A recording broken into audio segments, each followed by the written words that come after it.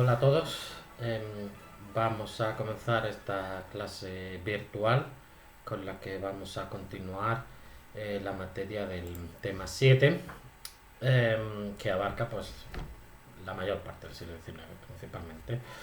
Eh, por situarnos un poco en el contexto histórico, pues el siglo XIX comienza con el reinado de Alejandro I, quien va a reinar de 1801 a 1825. Sus primeros años van a estar caracterizados por un cierto liberalismo ilustrado, pero van a ir desapareciendo estas ideas como una forma de alejarse a lo que se consideraba entonces peligros de las ideas ilustradas, que es una reacción que va a haber en muchos países europeos tras Napoleón, tras las invasiones napoleónicas, aunque en Rusia nunca va a haber un resentimiento, digamos, muy profundo contra Napoleón y pronto pues los poetas otra vez volverán a cantarle como un gran hombre con un trágico destino, además de que la cultura y la lengua francesa pues van a seguir siendo muy importantes en Rusia en el siglo XIX. Y también Alejandro I se va a ir alejando de este liberalismo ilustrado, por una evolución personal acorde con su época, en la que va a predominar pues el intimismo, que va a encontrar expresión literaria en la llamada escuela sentimental, el sentimentalismo y el prerromanticismo rusos, ¿no? El sentimentalismo va a surgir como una reacción al clasicismo y se caracteriza por la exaltación de los sentimientos frente a la razón y la idealización de ciertos personajes. Eh, en Occidente, algunos de sus autores más destacados pues son James Thomson, Edward Young, Thomas Gray o Jean-Jacques Rousseau. Y en Rusia, Nikolai Karamzin va a ser quien va a inaugurar el sentimentalismo ruso con su obra llamada Cartas de un viajero ruso, escritas entre 1791 y 1792, fruto de un viaje que realizó por Alemania y Francia, de las que vamos a hablar, y también por su obra Pobre Lisa de 1792, que versa sobre los amores de Lisa con el noble Erasto, quien tras conseguirla pues pierde el interés por ella, le hace creer que se tiene que ir a la guerra, en realidad se marcha a Moscú. Ella casualmente en un viaje que realiza a Moscú lo encuentra y averigua que está prometido con otra mujer y se acaba suicidando. Es una de las obras que tiene algunos de los elementos más característicos, ¿no?, de este periodo. El sentimentalismo, a diferencia del romanticismo que presenta personajes como extraordinarios, pues suele mostrar gente corriente, ¿no? También podríamos hablar de un cierto prerromanticismo en Rusia con autores como Papugaev o Merslyakov o Batyushkov. Pero vamos a empezar hablando de Nikolai Karamzin, quien vivió de 1766 y murió en 1826. Tuvo una buena formación en casa y con 14 años se marchó a estudiar a Moscú. Además de sus obras literarias, vamos a mencionar alguna, es famoso por haber escrito una historia del Estado ruso en 12 tomos. Es una obra voluminosa sobre la historia rusa y es uno de los padres de la historia, de la historiografía rusa. Aunque no estuvo físicamente en España, en sus citadas cartas de un viajero ruso se compara con un Don Quijote y habla del papel de la civilización española en Europa. Em, perdón. En 1793, Nikolai Karamzin escribe la novela Sierra Morena, ambientada en España, tiene lugar en España, en una florida Andalucía, y narra la historia de un viajero ruso que conoce a una bella mujer española, Elvira, y ella le cuenta la trágica historia de su amado, muerto en el mar, en un naufragio, como ella hizo un monumento en la orilla del mar y lloró por él todos los días. Y Bueno, pues la belleza, estos sentimientos sinceros de Elvira sorprenden al viajero ruso, quien se enamora de ella. Todas las noches se veían y caminaban junto al mar. Finalmente el viajero ruso le confiesa su amor a Elvira y Elvira le confiesa que también está enamorada de él. Llega el feliz día de la boda, pero fue ese día cuando aparece de pronto Alonso, quien en realidad había sobrevivido al naufragio y al enterarse de la boda de Elvira, pues decide castigarla con su muerte. El final de la historia es dramático. Alonso se suicida y Elvira va a un monasterio y el viajero ruso pues regresa a su país. Serra Morena es la primera obra literaria en la que la imagen de España se convierte en la principal, no solo alguna mención, algún español o España. Eh, y bueno, en su artículo ¿Qué necesita el autor?, Karamzin escribió que lo principal es poder crear un retrato de su alma y de su corazón, y en Sierra Morena pues encontramos un retrato del alma rusa y del corazón español. Esto va a ser una representante del sentimentalismo ruso, y vemos España como país que va a influir, ¿no? A muchos autores de esta época como un lugar exótico, como un lugar... Bueno, vamos a hablar también un poco de Gogol. Nikolai Vasilievich Gogol nació en 1809 y muere en 1852, primera mitad del siglo XIX. Él fue a San Petersburgo y trabajó como funcionario en el Ministerio del Interior. Quedó decepcionado, pero consiguió mucho material para muchas de sus obras en las que aparecen funcionarios como personajes. Muestra el absurdo de la burocracia y fue uno de los precedentes de la literatura del absurdo del siglo XX, con Kafka, Ionesco, Beckett, etc., ¿no? En su Diario de un loco, el protagonista, Poprishin, es un funcionario loco que cree entender a los perros, incluso que puede leer sus cartas, y se cree que, en un momento dado, se cree que él, se da cuenta, digamos, se cree que es el rey de España, con el nombre de Fernando VIII. Estamos en el contexto de las guerras carlistas, cuando a la muerte de Fernando VII pues va a enfrentar a los dos bandos, los isabelinos y los carlistas. Este protagonista, Poprishin, digamos que se extraña y se horroriza de que una mujer pueda acceder al trono, y digamos que cuando se da cuenta que en realidad es el rey de España, y hay un momento en que cree que él está en España y que llegan unos diputados y se lo llevan. En realidad son los médicos del manicomio. Eh, Menciona a Felipe II, se da por hecho la fama que tenía este rey de intolerante y tal. Lo menciona, claro, como muy rientero, diciendo, bueno, es que aquí en Rusia se cree que todos los reyes de España son como Felipe II, pero yo no soy así.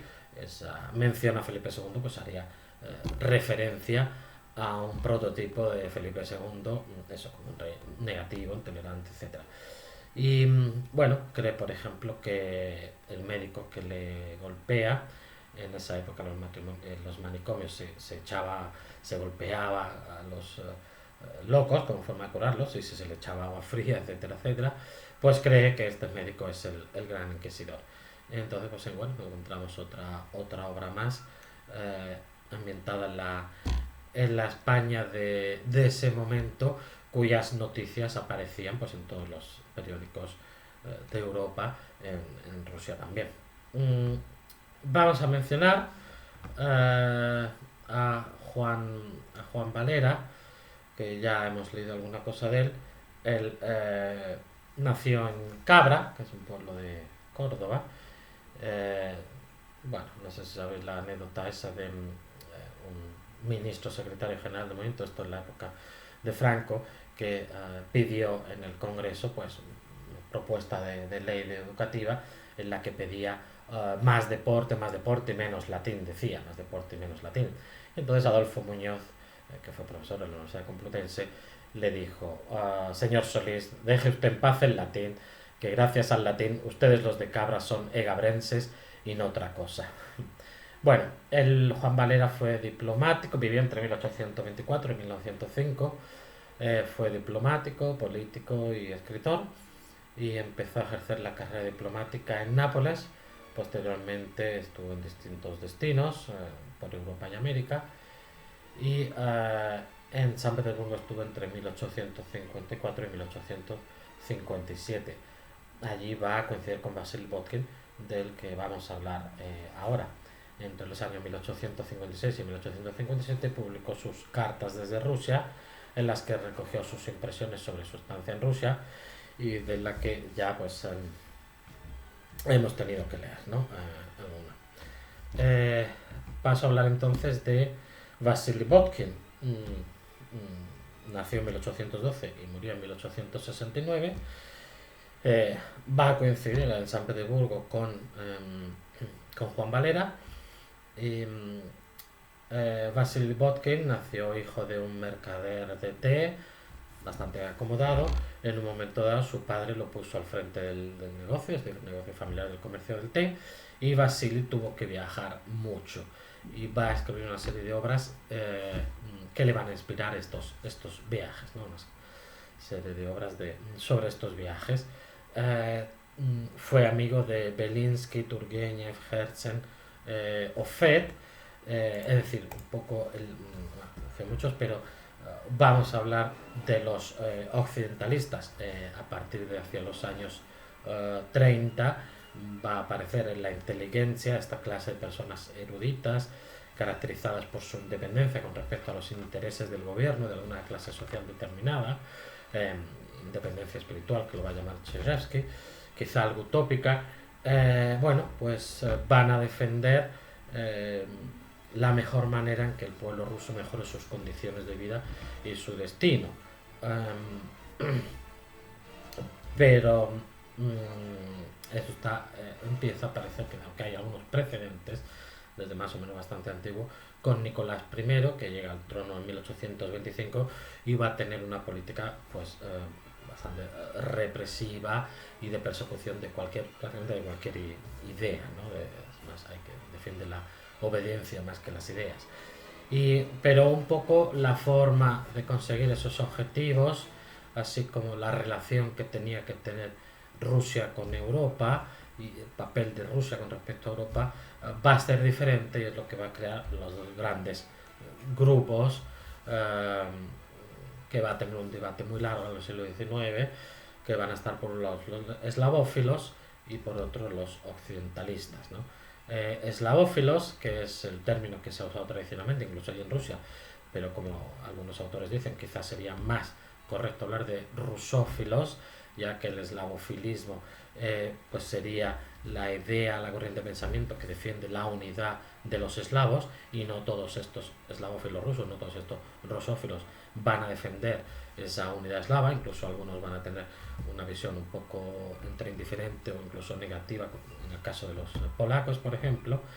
Y van a defender ideas como que la cultura rusa es equiparable en importancia a la de cualquier otro pueblo europeo, el convencimiento de que Rusia salvaría a la decadente Europa o incluso la desplazaría o destruiría.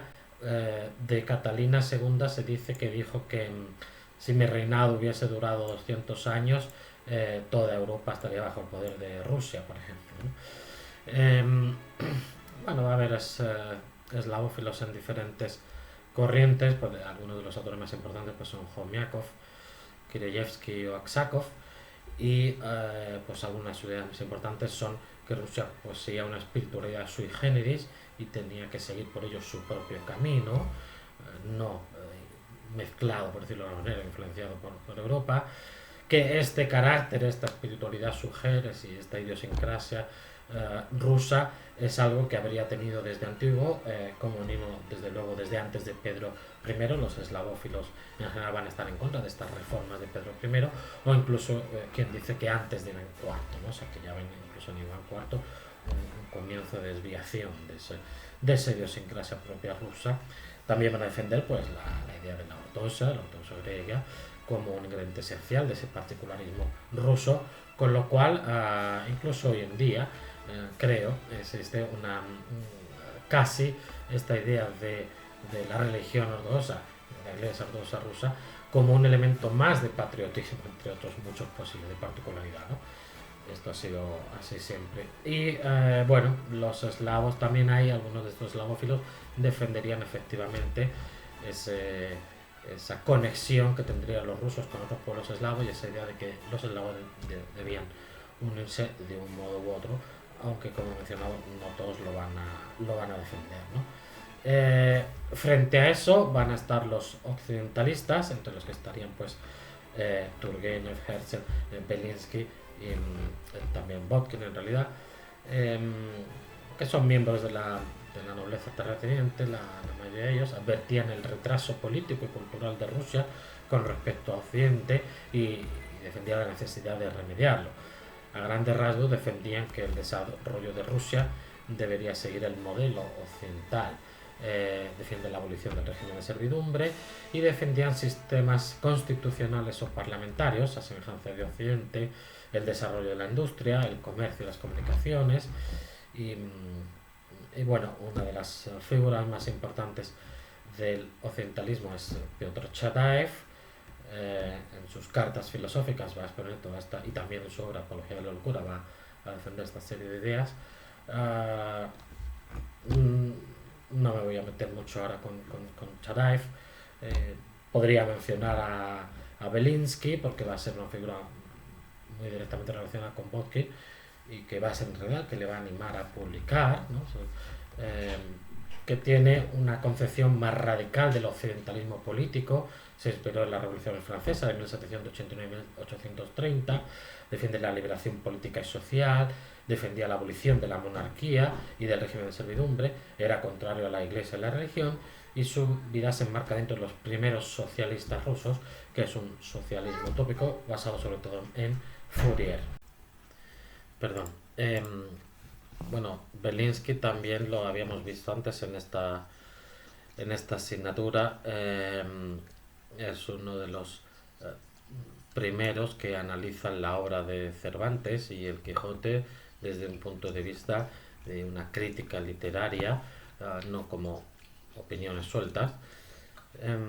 Entre los occidentalistas amigos de Botkin he mencionado también a Herzen, Alexander Herzen, que va a defender el socialismo, la democracia, la importancia del MIR no como una institución idílica patriarcal del pasado, sino como la semilla de la que nacería una nueva Rusia en la que los campesinos jugarían un papel fundamental. En San Petersburgo hay una universidad que lleva su nombre, en su honor. Bueno, pues Vasily Botkin, en 1843 se casó con Armenses Mary Rouillard, pero se separaron antes de terminar la luna de miel incluso, y Botkin se marchó a Italia, Francia y finalmente a España en 1845, donde estuvo 3 meses. Entró por Hendaya y va a pasar por Vitoria, Burgos, Madrid, Córdoba, Sevilla, Málaga y Granada. Publicó sus cartas sobre España entre 1847 y 1851. En realidad 6 de ellas en 1847 y 1848, y luego una especie de séptima carta referida específicamente a Granada y la Alhambra en 1851, y luego va a publicarlo recogidas en un solo libro en 1857. Botkin conocía bien el castellano, llevaba una serie de cartas de recomendación que le abrieron las puertas a poder entrar en contacto con gente pues importante en España, pero además él pues conversó con muchas personas de índole muy diferente, posaderos, pastores, supuestamente bandoleros, y numerosas páginas de sus cartas nos presentan coplas, fandangos, romances, poemas directamente en español, pero con sus propias traducciones. En la poesía popular, por ejemplo, pues va a presentar romances sobre moros, que va a decir que gracias a ella los españoles conocen más su propia historia, esta serie de romances. Va a hablar de la naturaleza, de Castilla la Vieja, pues dice que es un desierto monótono, y también dice, leo literalmente, a través de llanuras desérticas por fin se aproxima uno a Madrid, que solo Dios sabe por qué está aquí, ya que en medio de estos campos polvorientos y absolutamente desnudos no hay ninguna razón para que se encuentre no solo la capital, tampoco ninguna ciudad, ni siquiera la más insignificante. Va a llegar a Andalucía, ahí sí que le va a gustar la naturaleza, de la que dice literalmente: el azul brillante del cielo de Cádiz y la asombrosa transparencia de la atmósfera ciegan a uno y confieren a la naturaleza y a todo su alrededor un aire de fiesta tan delicioso que nunca he encontrado nada parecido, incluso en Sicilia.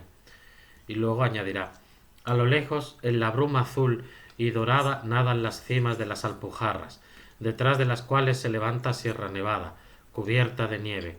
He visto la naturaleza de Italia y Sicilia, pero en España su belleza adquiere un carácter totalmente distinto.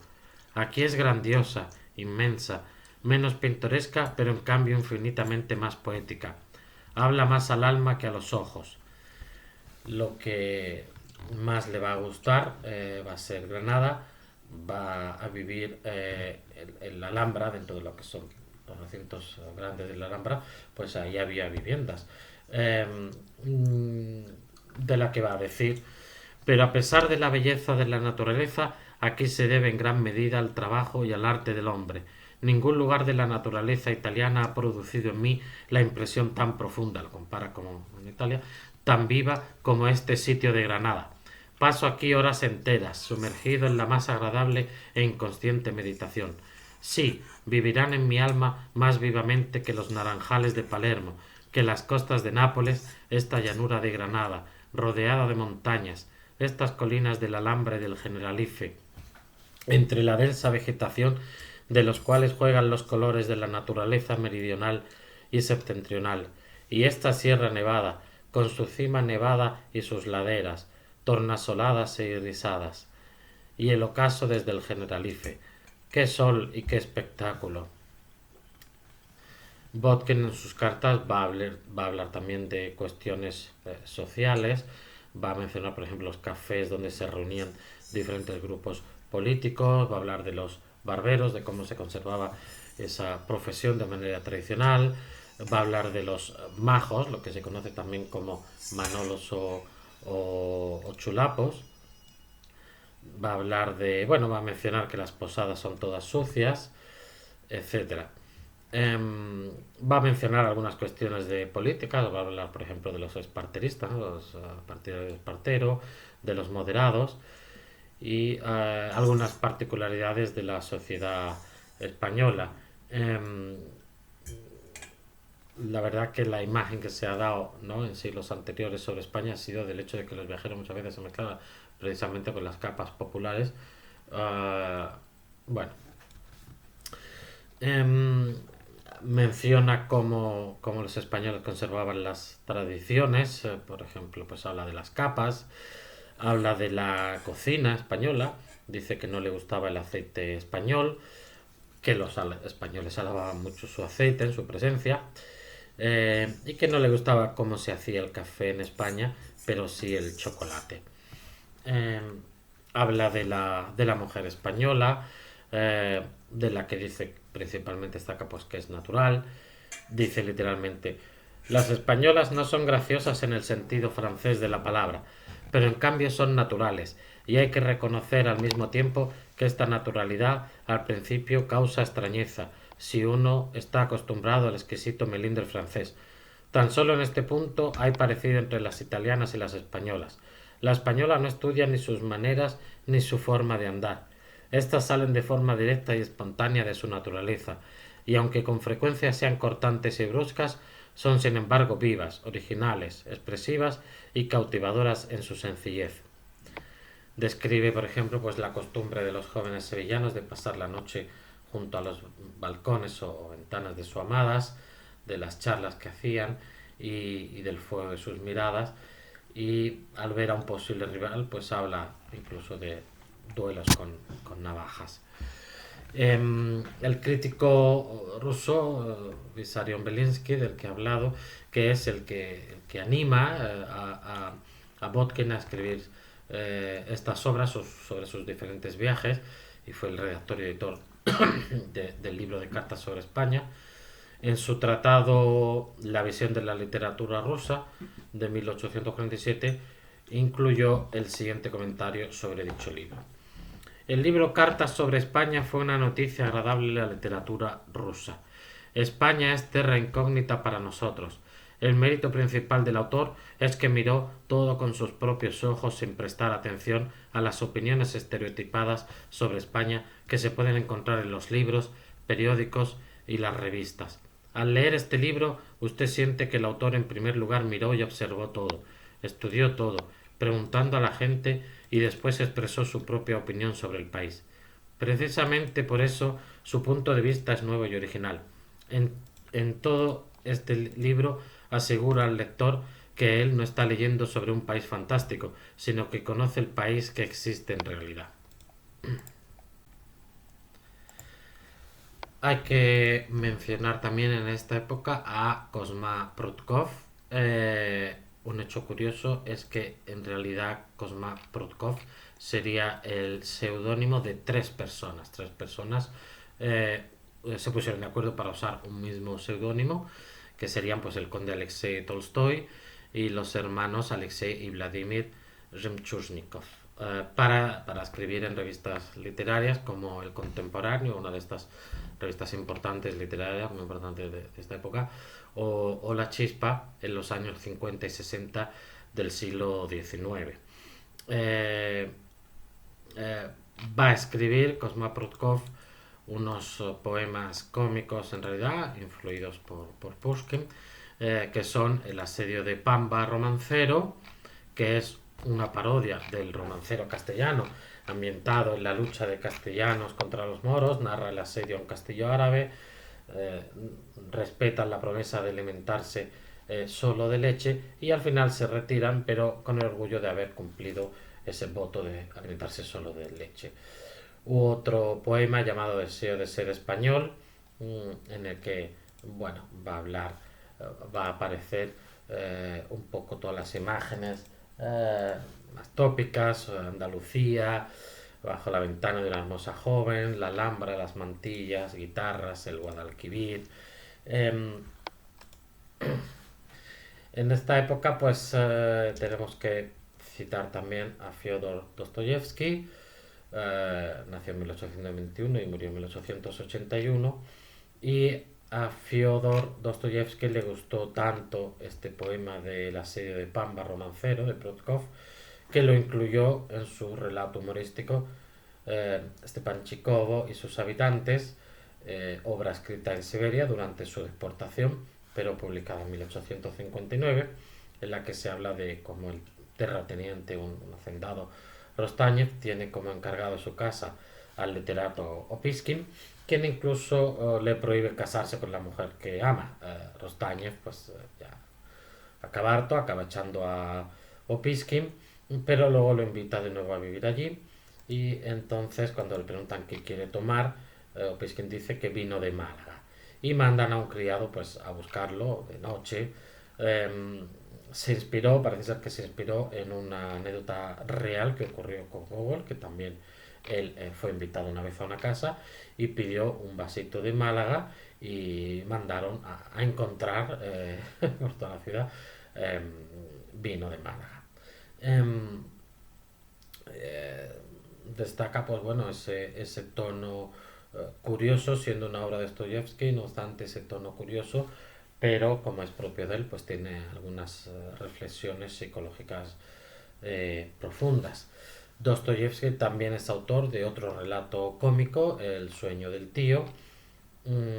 Su personaje principal es María Moscaleva, que quiere casar a su hija Zina con un príncipe muy viejo, mucho más mayor que ella.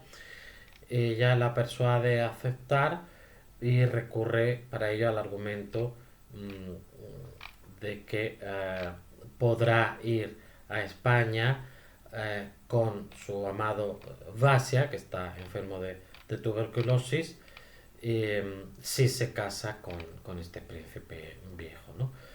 Em, bueno, hay una confusión ahí en esa obra entre Málaga, un personaje que confunde Málaga con Mallorca, habla de que Málaga sería una, una isla y, y bueno, la madre Sina no importa, lo importante es convencer a Sina y le dice para ello que incluso si no consigue que sane, pues al menos podrá morir felizmente junto a él en el momento de su muerte, ¿no? De manera similar, Moscaleva convence al novio de Zina para que acepte el matrimonio de Zina con el príncipe y para que vaya tras ella a España. Bueno, finalmente él morirá, pero bendiciendo su destino, ¿no? Bueno, pues incluso también en Dostoyevsky, como vemos, la presencia de España está ahí y la influencia de otros autores rusos que han presentado esta España exótica, esta España con los rasgos que hemos visto.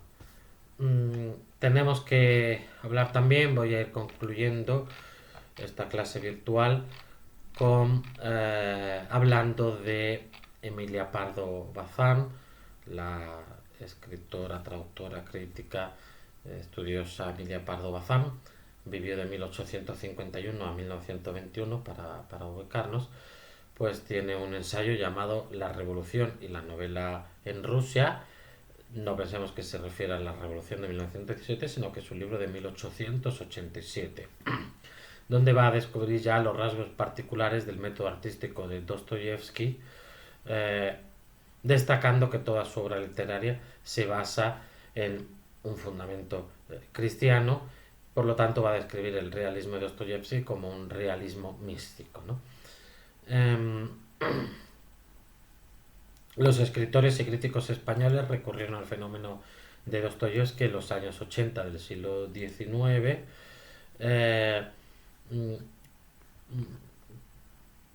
Va a tener mucha importancia ya en esa época este autor, empezando por la citada Emilia Pardo Bazán, y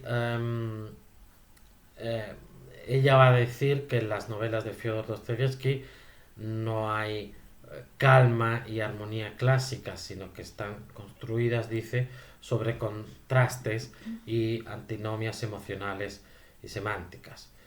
En el espacio de Dostoyevsky, Pardo Bazán encuentra, por un lado, el oscuro mundo de las pasiones irracionales, las paradojas psicológicas, pero por otro, el optimismo moral, la fe cristiana.